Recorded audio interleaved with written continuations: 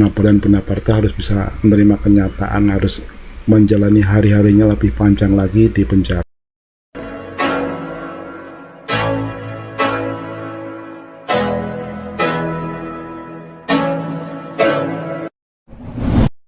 Bertemu lagi dengan saya Sigit Bud. Kali ini saya akan membahas sebuah kasus yang menarik, yaitu kasus antara Napoleon Bonaparte versus Muhammad KC. Jadi kalau Muhammad KC ini sudah divonis 10 tahun karena kasus penistaan agama, sedangkan Irjen Pol Napoleon Bonaparte ini sudah divonis 4 tahun dan sudah sampai Mahkamah Agung. Yang menarik di sini, pada saat dia divonis itu, dia mengatakan bahwa saya lebih baik mati daripada martabat keluarga dilecehkan. Tapi faktanya dia masih hidup. Ya, ini dua kasus yang menarik menurut saya ya, karena dua orang ini dipertemukan pada saat mereka itu sedang di Barreskrim ya.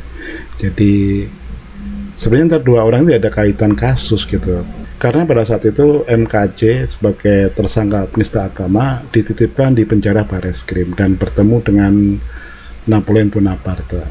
Nah, Napoleon Bonaparte ini merasa sebagai umat Islam, dia merasa mewakili umat Islam agar dia melakukan persekusi bersama 5 narapidana lain terhadap Muhammad KC yang dituduh menista agama Islam. Nah, jadi setelah kasus ini berlanjut, Napoleon Bonaparte dan penasihat hukumnya berusaha mencari keringanan itulah agar kasus ini tidak dilanjutkan ya. Mungkin dengan pertimbangan dia sebagai mantan petinggi Polri bintang 2 berharap dia mendapatkan keringanan ya. Ternyata majelis hakim berkata lain ya. Berikut ini adalah kronologi pada saat Napoleon Bonaparte dan penasihat hukumnya mengajukan nota keberatan ke pengadilan. Ya. Ini adalah foto dari Napoleon Bonaparte pada saat dia mengajukan eksepsi atau nota keberatan di pengadilan ya. Jadi dia berharap agar kasusnya tidak berlanjut ya. Nah, kasus yang menimpa dari Napoleon Bonaparte ini adalah kasus penganiayaan dan pelumuran kotoran manusia terhadap terpidana penistaan agama MKC. Jadi sebenarnya pada kasus ini tidak hanya Napoleon Bonaparte yang menjadi tersangka ya, karena masih ada 5 terdakwa lainnya, tapi kayaknya mereka akan diadili secara terpisah. Dengan adanya kasus ini terus berlanjut ya, pastinya antara MKC dengan Napoleon Bonaparte akan bertemu di pengadilan pekan depan. Jadi mereka akan bertemu di pengadilan ya. Pasti ini akan menjadi sebuah peristiwa yang seru, karena kental sekali adanya sentimen-sentimen agama dari kasus ini. Karena memang motivasi atau modus dari Napoleon Bonaparte itu pada saat melakukan persekusi terhadap MKC karena motif agama, karena dianggapnya si MKC itu melakukan penistaan terhadap agama Islam, dan di situ Napoleon Bonaparte merasa berhak sebagai wakil umat Islam untuk melakukan persekusi fisik terhadap Muhammad KC. Nah, salah satu yang menjadi upaya dari penasihat hukum Napoleon Bonaparte agar kasus dilanjutkan adalah bahwa pada saat itu MKC sudah mencabut laporannya, tapi ternyata faktanya kan enggak. Jadi MKC itu tidak mencabut laporan, cuman dia meminta maaf kepada Irjen Napoleon Bonaparte. Dan ini kayaknya menjadi suatu menjadi pokok perdebatan yang seru di pengadilan, karena ternyata fakta ini ditolak oleh hakim.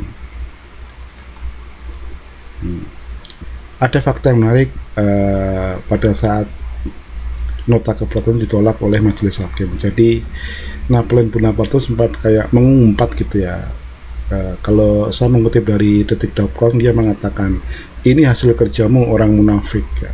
Saya nggak tahu siapa yang dimaksud dia dengan orang munafik itu ya. Apakah itu majelis hakim ya, atau Kabar Eskrim, atau Kapolri? Ya mungkin bisa mereka semua ya. Oke, saya akan sedikit membagikan kronologi atau berita yang berkaitan dengan penolakan eksepsi dari Napoleon Bonaparte ya. Ya, ini saya ambil dari, saya kutip dari Harian Merdeka. Jadi pada tanggal 12 Mei tahun 2002. Ya. Jadi ini adalah alasan kenapa Majelis Hakim itu menolak keberatan dari Napoleon Bonaparte. Nah, ini ya. Jadi di sini disebutkan bahwa Majelis Hakim Pengadilan Negeri Jakarta Selatan menolak seluruh nota keberatan atau eksepsi yang diajukan oleh terdakwa Irjen Pol Napoleon Bonaparte terkait perkara dugaan penganiayaan terhadap terdakwa kasus penistaan agama Muhammad Kosman atau Muhammad KC. Nah, jadi di sini diberitakan bahwa semua nota keberatan dari penasihat hukum Napoleon Bonaparte ditolak oleh pengadilan. Ya, ini akhirnya mungkin yang bikin istilahnya pihak kubu dari Napoleon Bonaparte itu kecewa. Akhirnya dia sempat mengumpat dan mengatakan ada orang munafik gitu kan. Ini yang mungkin jadi penyebabnya ya. Saya yakin itu ya. Karena apalagi kalau itu diterima, pasti dia nggak akan mengatakan seperti itu gitu ya. Nah, ini kan ya, ditolak semua. Nah,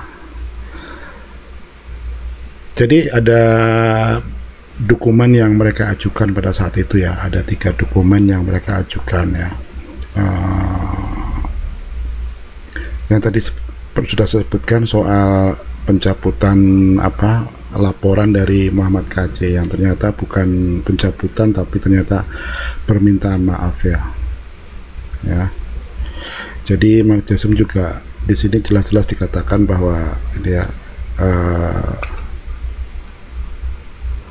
Majelis Hakim itu memerintahkan agar kasus terhadap Irjen Pol Napoleon Bonaparte dilanjutkan oleh pengadilan.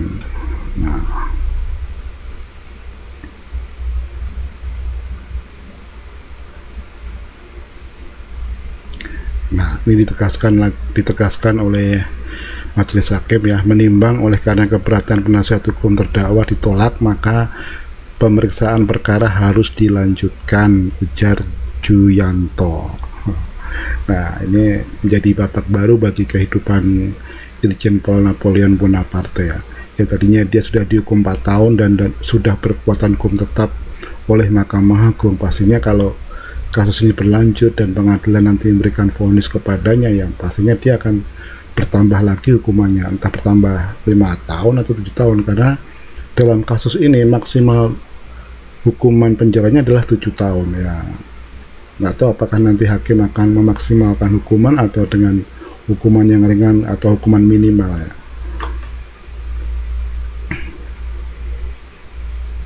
Nah, ini adalah foto dari Irjen Pol Napoleon Bonaparte setelah gugatannya, setelah nota keberatannya ditolak oleh Pengadilan Negeri Jakarta Selatan. Nah, coba kita lihat dulu ya. Nah, ini saya langsung aja ini. Nah, ini yang menarik menurut saya. Jadi ini alasan kenapa abses itu ditolak oleh Majelis Hakim Pengadilan Tinggi Negeri Jakarta Selatan ya. Jadi ini yang berkait dengan saya bicarakan tadi, dokumen-dokumen yang diajukan oleh penasihat hukum dari Irjen Pol Napoleon Bonaparte. Jadi ada 3 dokumen di sini disebutkan bahwa ini ada 3 dokumen di sini ya. Ya, ada 3 dokumen ya, 3 surat. Di sini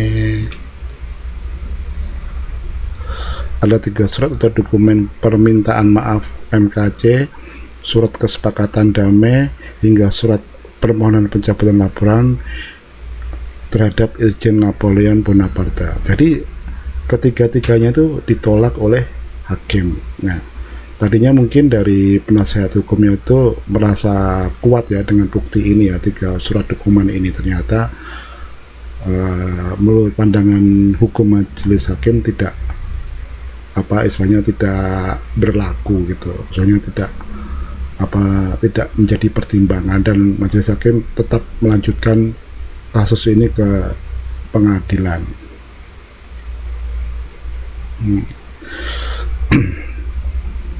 Sebenarnya di sini juga dari pihak Napoleon Bonaparte juga meminta agar pengadilan itu menghentikan kasus ini ya, atau yang dikenal dengan apa istilahnya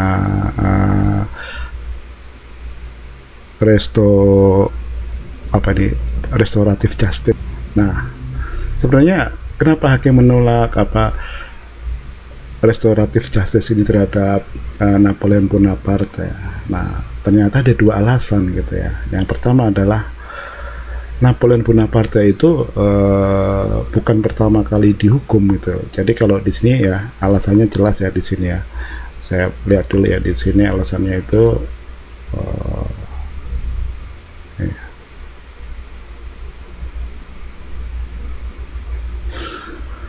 Jadi Napoleon Bonaparte itu sudah dihukum, bahkan berkekuatan hukum tetap. Nah, restoratif justice itu hanya untuk mereka yang belum pernah dihukum ya.